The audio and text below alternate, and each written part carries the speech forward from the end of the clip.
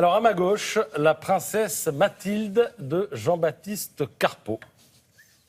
Sculpture. À ma droite, la décalcomanie de René Magritte. Alors, la première œuvre est présentée dans l'expo Second Empire, c'est au musée d'Orsay, et la seconde œuvre au Centre Pompidou dans le cadre d'une rétrospective Magritte. C'est le Figaro ce matin qui fait l'inventaire des expos de la rentrée à Paris, mais aussi en province. Parce qu'à Marseille, nous aurons droit aux symbolistes et aux surréalistes. À Lens, toute la Mésopotamie.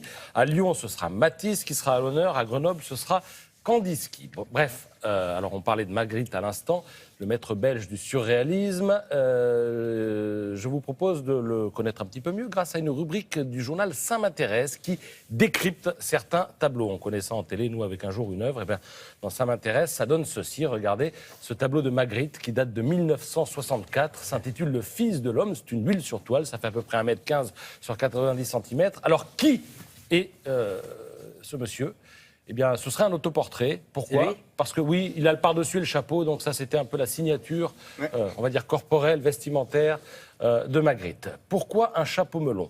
Eh bien, parce que ça fait partie du répertoire d'images dont se sert Magritte. On retrouve souvent aussi des pommes, des nuages, des oiseaux et des pipes dans ces tableaux. Pourquoi cette pomme sur le nez ? Alors, pour introduire, nous dit-on, un sentiment d'étrangeté, il adore dépayser les objets du quotidien. Ça réussit. Et alors, vous me regardez d'un air bizarre, William, mais... Non, c'est pas je ne regarde pas bien, c'est les commentaires bizarres sur les œuvres. Ah bah, apparemment, ce sont des historiens de l'art qui nous expliquent tout ça. Ah, et alors, ça ne change rien. Pourquoi la pomme à la place du visage ? Parce qu'il peint sa pomme.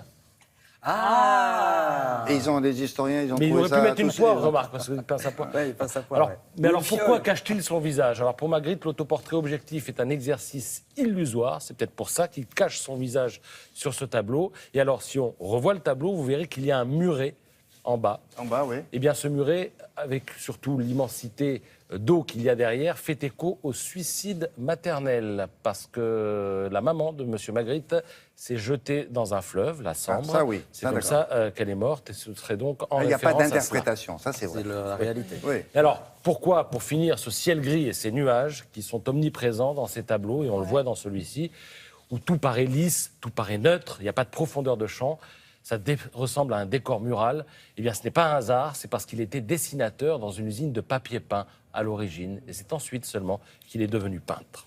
Oui. Ah, il y a quand même des choses Eh, pas des mal choses, dans les hein, commentaires. ouais, je suis pas venu... Finalement. ouais. Finalement. Alors, D'accord. Donc je retire ma remarque. voilà, petite question, êtes-vous plutôt Peugeot ou Renault ?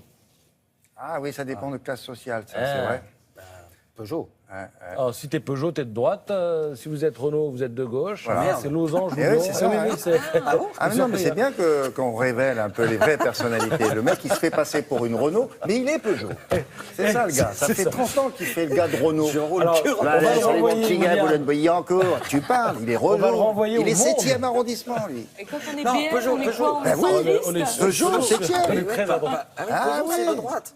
Merde. En fait, Pourquoi c'est le Peugeot, monde. c'est de droite C'est le Bah, monde c'est ça. qui explore notre passé autour d'un objet Thomas, culte de c'est la ça. voiture. Il est défait, attendez. Ah bah oui, parce que... Non, mais c'est une révélation. C'est comme le coup de Magritte, on a enlevé la pomme.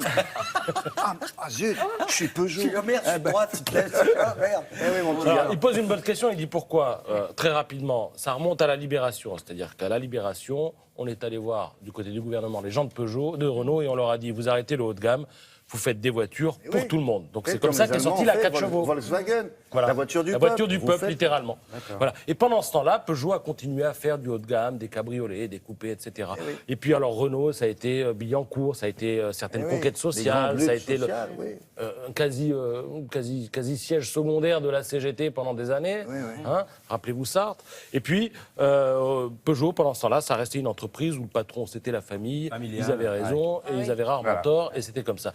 Mais il faut savoir qu'aujourd'hui ça a changé puisqu'on s'aperçoit qu'au dernier sondage, 51% des possesseurs de Peugeot sont de gauche contre 48% chez Ah moi. bah alors, voyez. Allons bon.